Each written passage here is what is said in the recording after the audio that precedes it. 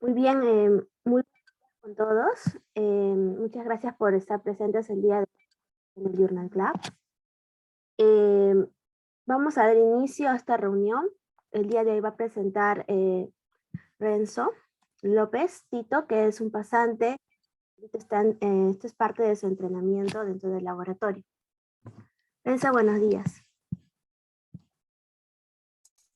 Bien, buenos días con todos. Ahorita voy a empezar a presentar pues un artículo que se llama Disponibilidad del receptor de complemento tipo 1 en eritrocitos. En la membrana de los eritrocitos modula la invasión de Plasmodium vivax en reticulocitos humanos. Como mencionó Caroline, pues yo soy pasante del laboratorio de malaria y voy a empezar con la presentación de este artículo.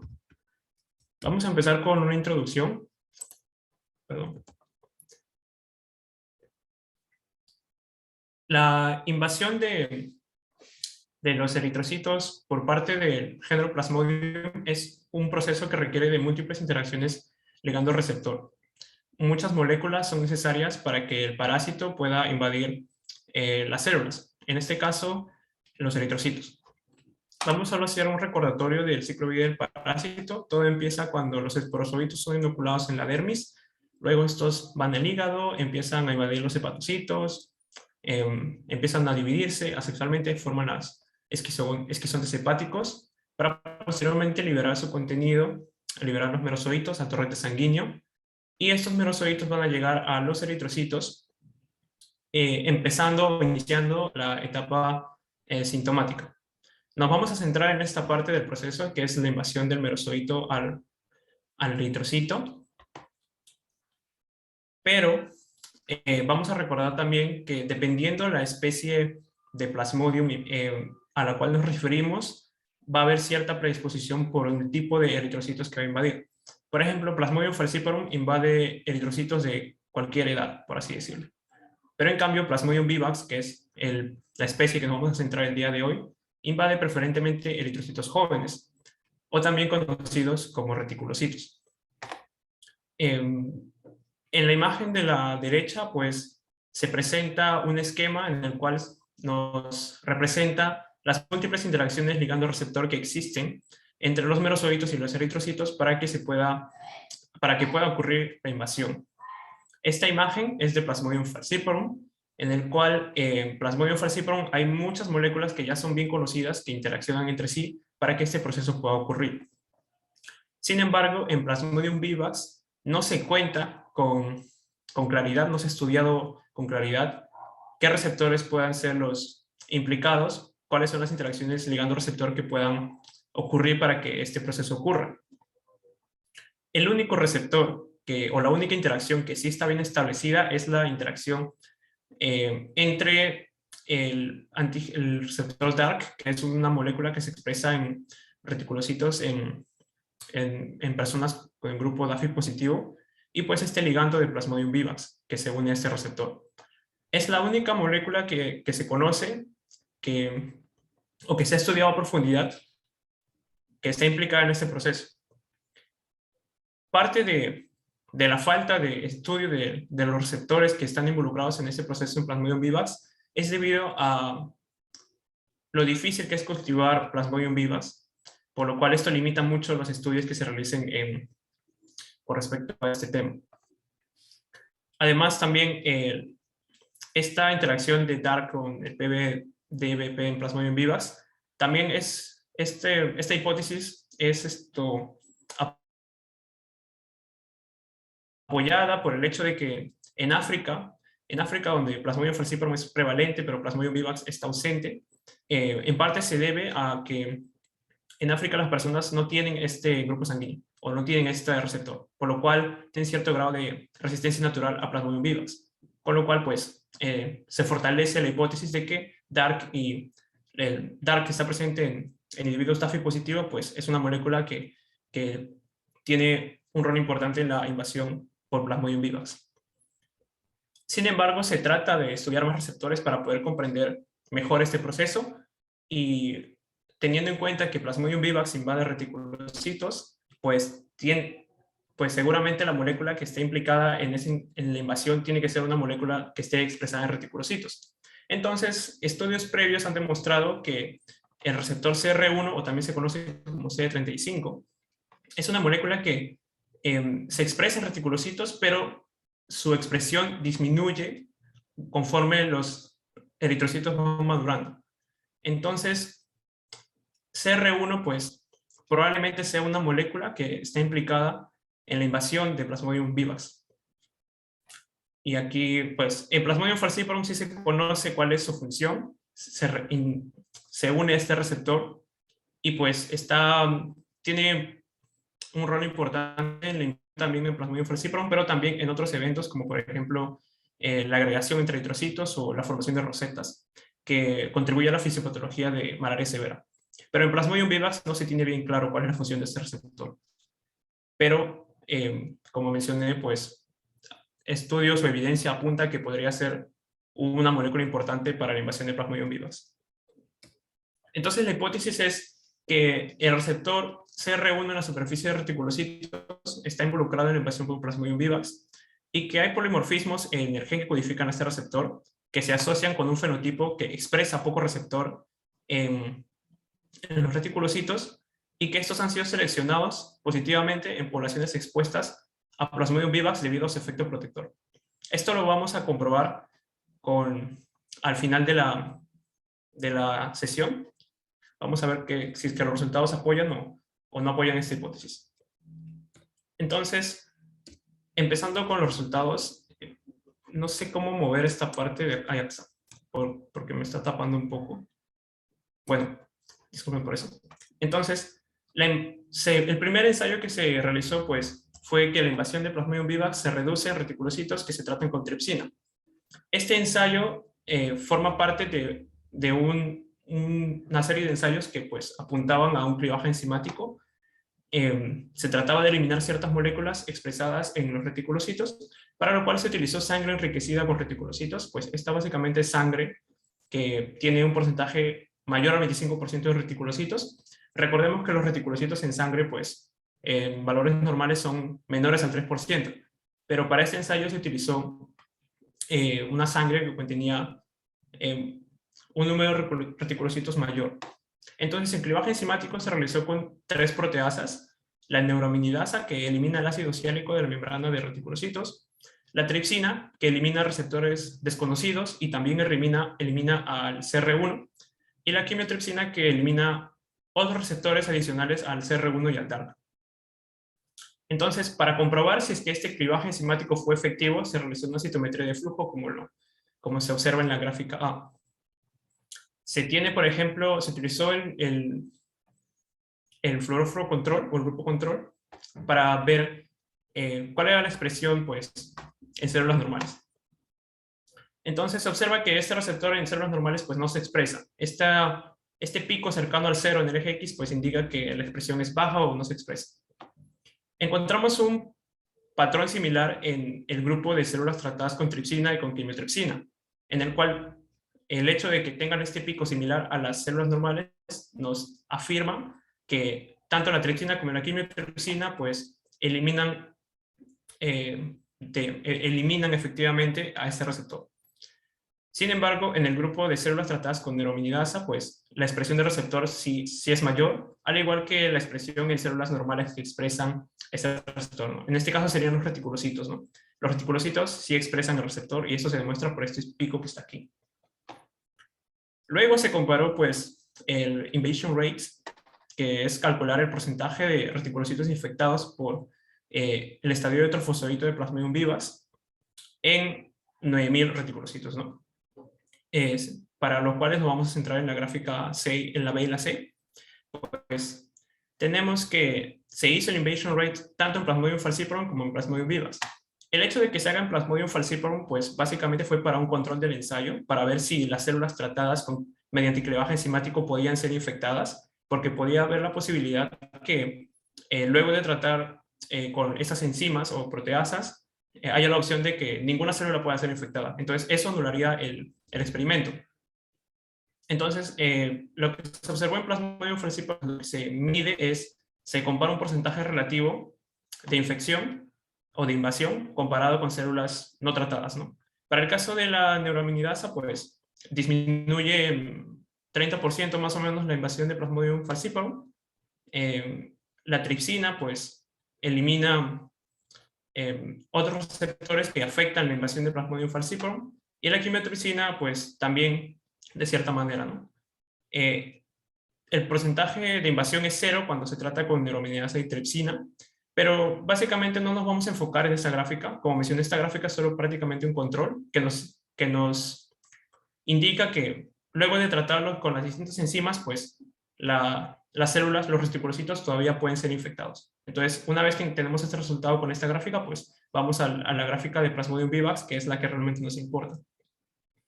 Y de la misma forma se compara un porcentaje, se compara el invasion rate en reticulocitos tratados con las diferentes enzimas comparado con células no tratadas, ¿no? Entonces vemos que cuando se trata con neuraminidasa, pues la invasión se reduce en un 20% a comparación de células normales. La neuraminidasa, como recordamos, elimina ácido ciálico. Entonces podemos decir que el ácido ciálico tiene un papel en la invasión de Plasmodium vivax, puesto que cuando se elimina, disminuye el porcentaje de invasión. La tripsina, como mencionamos acá, elimina el CR1 y otros receptores desconocidos, pero deja al TARC intacto. Entonces, con esto se comprueba que a pesar que se cuenta con un TARC intacto, que es la molécula que se cree que es la única que permite la invasión de Plasmodium vivax, a pesar que esta molécula esté intacta, vemos que el porcentaje de invasión disminuye en más de 40%. Con lo cual podemos decir que hay receptores distintos a TARC, como por ejemplo el CR1, que tienen un papel en la invasión de Plasmodium vivax. Y pues ya cuando eliminamos TARC y CR1, pues ahí sí la invasión, el porcentaje de invasión es prácticamente 90% menos, con lo cual pues, sugiere, ¿no?, que tanto TARC como CR1 pueden tener bueno, CR1 y TARC tienen un papel en la invasión de Plasmodium vivax, ¿no?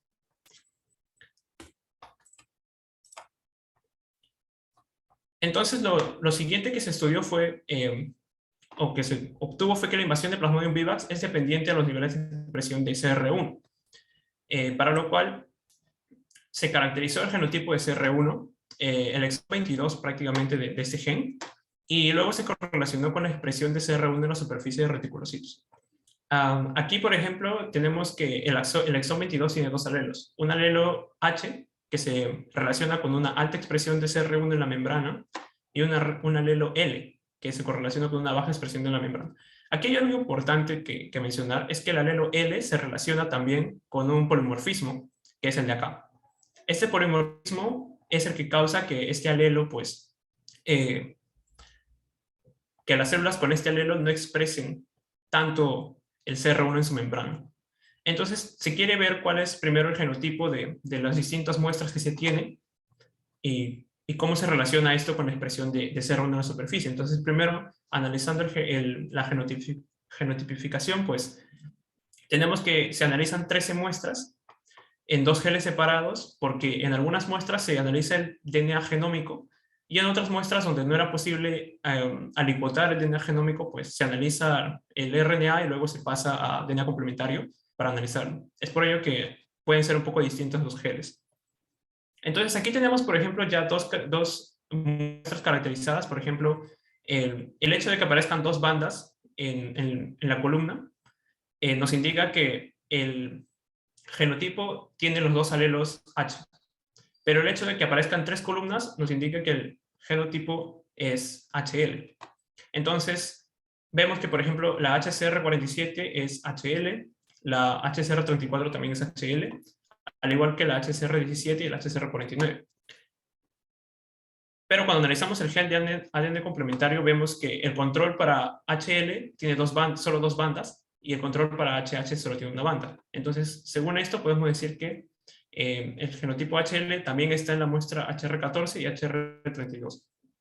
Aquí en este cuadro, pues, se obtiene que de las 13 muestras, 7 muestras tienen este genotipo que expresa bastante receptor, Son 7 muestras y 6 muestras tienen el genotipo que expresa menor cantidad de receptor. Lo curioso es que no se encontró el genotipo LL, que vendría a ser un genotipo donde se expresa el receptor de una manera mucho menor. Podemos decir que el LL es el genotipo que se relaciona con poca expresión, el HL con expresión intermedia y el HH con expresión alta. Entonces vamos a ver si existe la correlación, ¿no?, entre los genotipos con la expresión en la superficie, ¿no? Para lo cual se analiza con citometría de flujo, se utiliza un anticuerpo fluorescente para ver cuál es la expresión de este receptor en 2 muestras, una proveniente del genotipo HL y una en el genotipo HH. Aquí debe decir HH. Y lo que se observa pues es que la fluorescencia relativa para los HL es menor que la fluorescencia relativa para los HH, lo que nos indica que en el HL hay menor cantidad de receptor que en el HH. Entonces sí se correlaciona lo que vemos en el genotipo con el fenotipo. Luego se trató de comparar, ¿no?, cuál es el invasion rate de estos reticulocitos que expresan bastante receptor comparado con los reticulocitos que expresan poco receptor. Para lo cual, primero se empieza, para hacer el ensayo de invasión, pues se empieza cultivando Plasmodium vivax, se deja que se madure hasta el estadio de esquizonte, luego se concentran los esquizontes y se combinan con reticulocitos en una proporción 1:6. Luego se deja cultivar, se le añade glucosa y suero para enriquecer y se lo deja por 25 horas. Posteriormente de esto se calcula el invasion rate, que como ya lo mencionamos es el porcentaje de reticulocitos infectados por el estadio de trofosferito de Plasmodium vivax por 9.000 reticulocitos. Y lo que se observa es esta gráfica, la gráfica D. Se utiliza Plasmodium falciparum para ver si nuestro ensayo es válido. Perdón. Y lo que vemos es que el porcentaje de invasión disminuye en el fenotipo que expresa poco receptor en Plasmodium falciparum, y pues también, como otros estudios lo mencionan, cuando se le añade neuraminidasa, pues también disminuye el porcentaje, hay una mayor disminución. Entonces, con esta gráfica de Plasmodium falciparum podemos decir que sí, a pesar de que tratamos nuestras células, estas células todavía pueden ser invadidas, así que nuestro ensayo puede ser utilizado.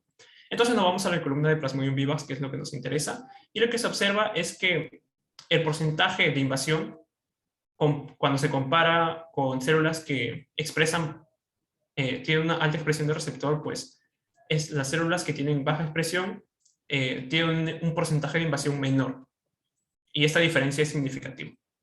Por lo cual podemos decir que la invasión de Plasmodium vivax depende de los niveles de expresión de CR1 en la membrana de reticulocitos. Debido a que cuando utilizamos un grupo que tiene poca expresión, el porcentaje de invasión disminuye. Y posteriormente se trató de estudiar qué es lo que pasaba con cuando se utilizaba un receptor recombinante en forma soluble. Lo que se encontró fue que cuando se utiliza un receptor soluble, se reduce la invasión por Plasmodium vivax. Y aquí se utiliza lo mismo, pues, ¿no? Se cultivan, se hace el invasion assay y también se calcula el invasion rate. Pero se añade este receptor recombinante en forma soluble. Lo que tenemos es que, por ejemplo, en Plasmodium falciparum, cuando se le añade el receptor, el porcentaje de invasión no disminuye, puesto que el receptor no es el único ligando, por así decirlo, para la invasión de Plasmodium falciparum. Como mencioné pues, antes, para Plasmodium falciparum existen diversas moléculas ya caracterizadas y el receptor CCR1 solo es una de ellas. Entonces no es como que una de las pocas, así como para Plasmodium vivax. Sin embargo, cuando se le añade neuraminidasa, pues sí disminuye el porcentaje de invasión, y eso también es algo que se ha reportado en otros estudios. Pero como mencionamos, la parte de Plasmodium falciparum se utiliza más para validar el ensayo o para ver si el ensayo funciona. Entonces, cuando vemos que sí hay invasión, a pesar de que tratamos las células, pues ya pasamos al análisis de Plasmodium vivax para ver qué es lo que ocurre. En Plasmodium vivax, pues utilizamos un control interno que es la albúmina sérica bovina. Cuando se le añade esta albúmina sérica, pues el porcentaje de invasión no disminuye en nada. Pues es lo que se espera, pues esta proteína no tiene nada que ver con los mecanismos de invasión de Plasmodium vivax. Pero cuando se le añade el receptor soluble, vemos que sí hay cierta disminución, una disminución del 42% aproximadamente con respecto a células no tratadas. ¿Esto qué nos quiere decir? Esto nos quiere decir que en Plasmodium vivax hay un ligando que se relaciona con este receptor. Por lo tanto, cuando añadimos receptor soluble en exceso, este receptor se une al ligando de Plasmodium vivax, por lo cual esta interacción ya está bloqueada y ya no puede invadir reticulocitos. Entonces, lo que se demuestra aquí es que hay un ligando de Plasmodium vivax que se une a este receptor. Por lo cual, cuando añadimos receptor soluble, el porcentaje de invasión disminuye. Entonces, posteriormente se quiere identificar cuál es este ligando que se une al receptor recombinante. Lo que se encuentra es que, por ejemplo, no se une a unos ligandos específicos que son los RBP, que son de Plasmodium vivax, y lo que se analiza pues se realiza una inmunoprecipitación para ver si existe formación de complejos entre este receptor con los ligandos de Plasmodium vivax. ¿Por qué se escoge los ligandos de Plasmodium vivax que se unen a reticulocitos? Porque son similares a la familia de receptores de Plasmodium falciparum, que sí se conoce que se unen a este receptor. Por ello, por cierta homología, pues se piensa que esos receptores también se pueden unir. Entonces, eso es lo que se comprueba en este experimento. Se realiza la inmunoprecipitación. La inmunoprecipitación nos sirve para identificar proteínas o complejos de proteínas. En este caso queremos ver si es que hay una formación de complejo entre este receptor y estos ligandos. Para lo cual primero se incuba, ¿no? Se incuba el receptor con el ligando, se coge una parte de este compuesto para posteriormente correrlo en un gel SDS en la columna input.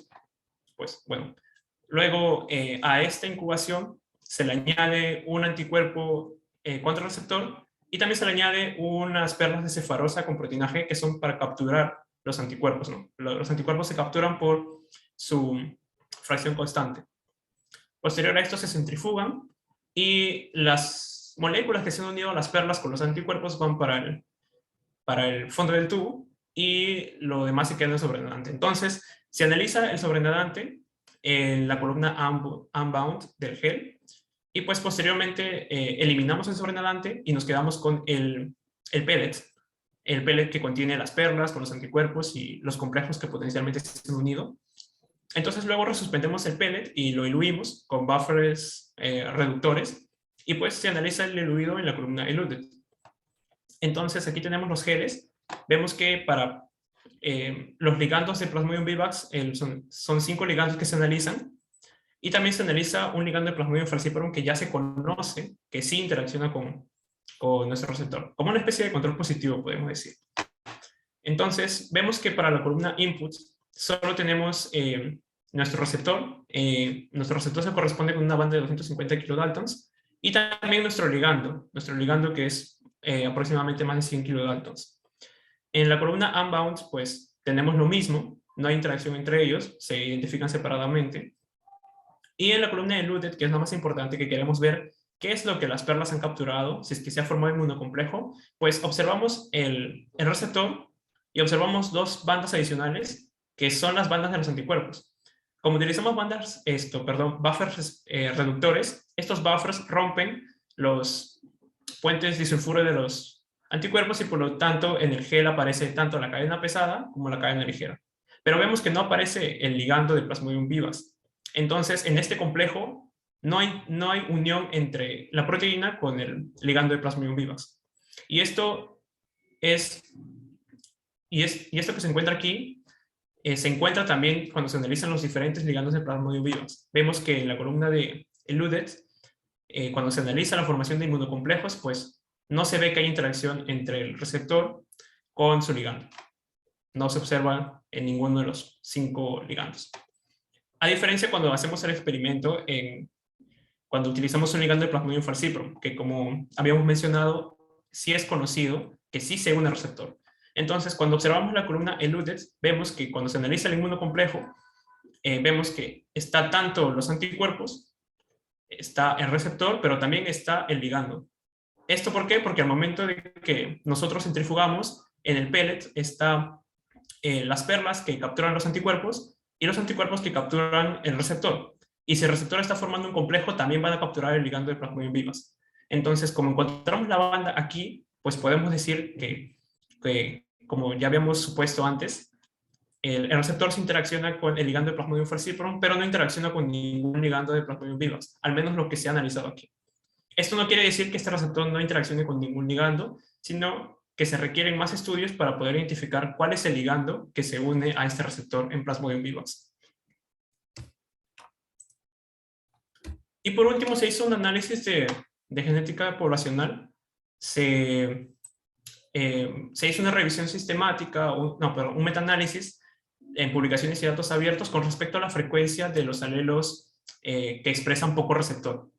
Y lo que se encontró fue que la distribución de esos alelos es mayor en áreas con alta transmisión de Plasmodium vivax. Por ejemplo, acá vamos a ver en la imagen, en áreas donde no hay malaria, pues la frecuencia del alelo es muy baja, y la frecuencia va aumentando en regiones que son más prevalentes a Plasmodium vivax. Por ejemplo, Arabia, bueno, aquí encontramos Italia, probablemente Italia en el pasado haya sido una región con bastante transmisión de Plasmodium vivax, ahora me parece que ya han eliminado la malaria. Pero vemos en otras regiones, por ejemplo, Colombia, Perú, y distintas ciudades de Colombia y Perú, por ejemplo, Iquitos, o también ciudades de México y Brasil, donde es conocido que Plasmodium vivax es bastante prevalente. Es por ello que estos alelos están más comúnmente encontrados en estas regiones. Vamos a, por ejemplo, al oeste de Asia, encontramos Samarián y, por ejemplo, otros países que también tienen alta transmisión de Plasmodium vivax. Si vamos al este de Asia, encontramos China y Taiwán, que son pues regiones donde también hay alta transmisión de Plasmodium vivax.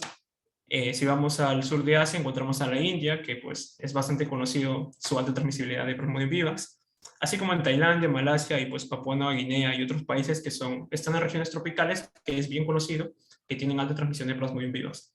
Entonces esto nos quiere decir que hay cierta selección, o por selección natural, o cierta presión selectiva, que hace que en regiones con alta transmisibilidad de Plasmodium vivax, la población presente estos alelos que hacen que los reticulocitos expresen poco receptor. ¿Y esto por qué? Porque como habíamos demostrado antes, la poca expresión de ese receptor confiere cierto grado de resistencia a la invasión de Plasmodium vivax.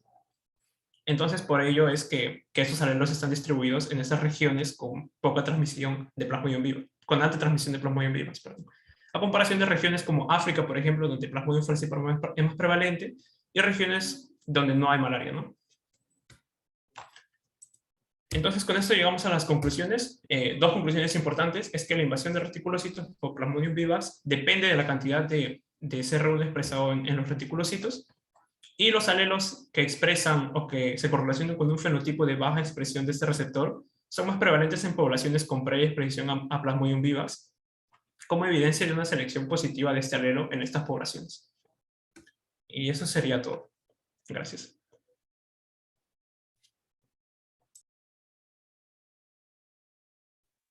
Muchas gracias, Renzo. Bueno, podemos comenzar con las preguntas. Si alguien tiene alguna pregunta, puede participar.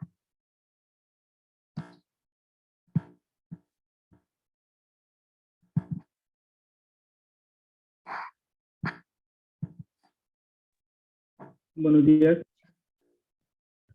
¿Ya? ¿Sí? Hola Renzo, ¿qué tal? Riquitos. Te quería hacer una pregunta en tu experimento número 1. ¿Puedes ponerla, por favor? El primer resultado. Y ya. O sea, como una conclusión, lo que se quiere ver aquí, lo que se ve es de que hay reticulocitos que expresan el receptor CR1. Y cuando se hace un tratamiento con las enzimas se degrada, pero sin embargo, vemos que no hay una disminución drástica. Entonces quiere decir que aparte de CR1, Plasmodium vivax utiliza otros receptores que pueden, que se puede dar la invasión, pero no a un grado mayor que tuviera con este receptor, ¿cierto? Sí, por ejemplo, para Plasmodium vivax, aparte del DARC, que es el más conocido, se intenta descubrir cuáles son otros posibles receptores que participan en este proceso. Uno de ellos apunta a ser CR1, pero también hay otros receptores, ¿no?, que no son tan conocidos. Pero aquí lo que se observa es que DARC no es el único receptor que está participando en la invasión de Plasmodium vivax, sino que hay otros receptores también. Y principalmente apunta a que es CR1. Así que eso es lo que quiere decir esta gráfica, ¿no? Es como que rompe el paradigma de que DARC es el único receptor que que está participando en la interacción o en la invasión de Plasmodium vivax, porque vemos que a pesar que en las células que tienen tripsina, que el DARC está intacto, vemos que la invasión disminuye. Y eso es lo que quiere decir esta gráfica. No sé si te quedó claro. Sí, sí, gracias. Está bien. Gracias, Julián. Elizabeth. Sí, gracias por la presentación, Renzo. A mí me pareció que estaba bastante clara, pero yo solo tengo una sugerencia con respecto a la parte de introducción. El tema de interacción de ligando-receptor es bastante complejo y siempre se está actualizando, pero, y bueno, y es bastante trabajo duro estudiar estas interacciones, ¿no? Pero yo sugeriría que la próxima vez que para una nueva presentación, si quieres hablar de este tema, siempre pongas la figura más actualizada que encuentres sobre la interacción de ligando-receptor en Plasmodium vivax, porque a la fecha ya se ha descubierto bastantes nuevos receptores y ligandos que están involucrados en el proceso de invasión de vivax. Antes, no sé, para el momento en que ese artículo fue publicado, sí, se sabía muchísimo más de falciparum, pero ahora sí ya se sabe varias cosas de vivax y inclusive se sabe sobre, hasta cierto punto, interacciones que son trascendentales, ¿no? Entonces, eso creo que podría ayudar también al auditorio a entrar un poquito más en contexto sobre cómo evaluar, ¿no? El hallazgo final del artículo, ¿no? O sea, qué tan importante es el receptor o el ligando que se quiere encontrar o del cual se está hablando. Esa sería mi sugerencia. Gracias, Elizabeth. Robertson tiene una pregunta en el chat, Renzo. Si es acerca de este primer experimento, ¿probar solo 5 muestras puede afectar en tu primer experimento? ¿Se refiere a este experimento de aquí, el que estoy mostrando en pantalla? Bueno, sí, sí, dije que sí. Pues yo creo que sí, porque el número de muestras es bastante bajo, ¿no? Incluso en los otros ensayos también se analizan pocas muestras, pero hubiera sido más interesante pues analizar más muestras, ¿no? Entonces yo creo que sí. Y hola, ¿qué tal? Sí, de repente eso puede estar afectando en la poca invasión o la poca invasión con neuroaminidasa, ¿no? Total, solamente 5 muestras. Estadísticamente, ¿qué tan confiable es? ¿No? O sea, para este tipo de ensayos, no sé, de repente Elizabeth tiene más experiencia. ¿Cuántas muestras sí serían estadísticamente más significativos, ¿no? Decir 5 muestras de una población de cuánto es significativo o no. Sí, el problema es que, bueno, estos ensayos son bien laboriosos, prácticamente hay que mudarse a Iquitos. En ese tiempo uno se muda como 2 o 3 meses para poder encontrar la muestra que puede servir para el ensayo, ¿no? Porque la idea es que obtengas una muestra de alta parasitemia y con ese que es suficiente volumen para poder probar varios ensayos a la vez, porque claro, a veces no tan solo haces este ensayo, sino pruebas, por ejemplo, la acción de otros anticuerpos u otras enzimas, ¿no? En la misma muestra. Y bueno, y luego comparas, ¿no? Entonces, sí, es un poco... O sea, creo que alrededor del mundo se sabe de que estos ensayos son bien exigentes y por eso cada ensayo es bastante valorado. Si bien es cierto, no podemos hacerlo a gran escala, o sea, quisiéramos no hacerlo, pero eso involucraría muchísimo más tiempo de trabajo y a veces no es el caso, ¿no? También una limitante para estos ensayos a veces es la cantidad de reactivos que tienen, porque, claro, estamos hablando a veces de anticuerpos monoclonales o policlonales que muchas veces son bastante costosos, ¿no? Entonces, no tenemos a veces suficiente volumen para poder hacer ensayos como que en un N bastante grande, ¿no? Eso involucraría un gran presupuesto. Pero, como pueden observar ahí, aún haciendo pocos ensayos, podemos obtener resultados que nos pueden dar indicios, ¿no? Y nos pueden conducir a hacer ensayos, por ejemplo, ya con Western blot u otro tipo de ensayos ya de repente más in vitro, ¿no? Porque estos ensayos con los parásitos son ex vivo.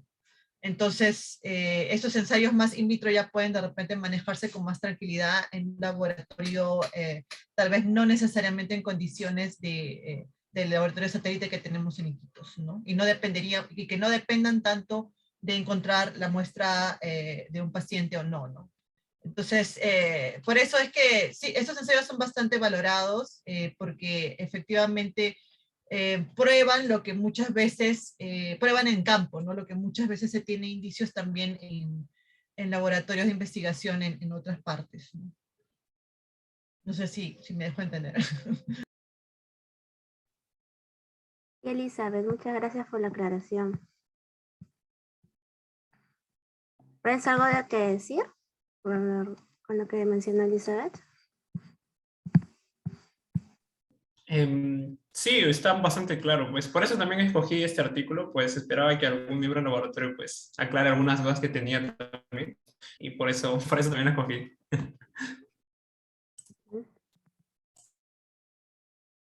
Elizabeth menciona que las muestras fueron genotipificadas antes de hacer los experimentos.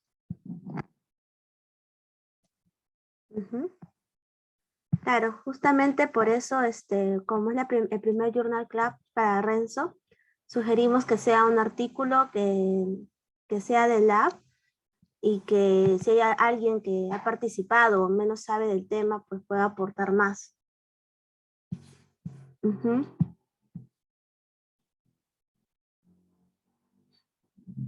Bien, ¿alguien más tiene alguna otra cosa que comentar, mencionar o para Renzo? Bueno, yo quería mencionar, felicitar a Renzo, como dice Elizabeth, ha estado muy clara su presentación, ¿no? Bueno, para mí siempre la parte de inmunología es un reto, como dice Eli, y siempre se sabe que es muy costosa, por eso es que hacer estos análisis, como dicen, con un N, ¿no? O sea, ellos hacen ensayos y van viendo, van determinando, ¿no? Pero, sí, y bueno, me ha gustado tu desempeño, Renzo, y ojalá sigas mejorando. Y mi pregunta es, ¿te gustaría más para trabajar hacer el área de inmunología o de molecular? Bueno, primero gracias por las palabras de agradecimiento. Todavía estaba pensándolo. Todavía no he pasado por el área de inmuno. He hecho lo de molecular, pero una vez que pase por el área de inmuno, pues creo que se Claro, podría pues. escoger. Pero Ujú. sí, o sea, desde el inicio a mí me ha gustado inmunología, el curso Ujú. como tal, entonces también sí tengo como que cierta afinidad a la parte de inmuno. Qué bueno, serías para fortalecer más el grupo ahí con Eli, Catherine Torres, y ya veremos. Sí, en verdad, sí me ha gustado mucho tu desempeño y vamos a ver más cómo te va. Ya, gracias. Muy bien. Bueno, también reafirmando lo que menciona Vero, muchas gracias Renzo por tu participación, se te has notado bastante tranquilo para ser tu primera vez. Y recordarles a todos que, bueno, todavía tenemos fechas disponibles para el mes de mayo, así que anímense a presentar algún artículo. Renzo, esta vez fue como algo parte de tu entrenamiento, pero si tienes voluntad de hacer otro artículo que te gusta o compartirlo con el grupo, bienvenido sea. A todos en general a participar, que esto en realidad es un apoyo académico para todos, ¿no? Para no quedarnos en lo mismo, ¿no? Y aprender un poco de todo. Muchas gracias a todos por participar, por estar temprano y los espero la siguiente semana, que va a presentar Robertson, si no me equivoco. Si me equivoco, lo corrijo en el correo. Bueno, que tengan un buen fin de semana. Muchas gracias. Ya. Gracias a todos, gracias Renzo, gracias. Hasta luego con todos, muchas gracias.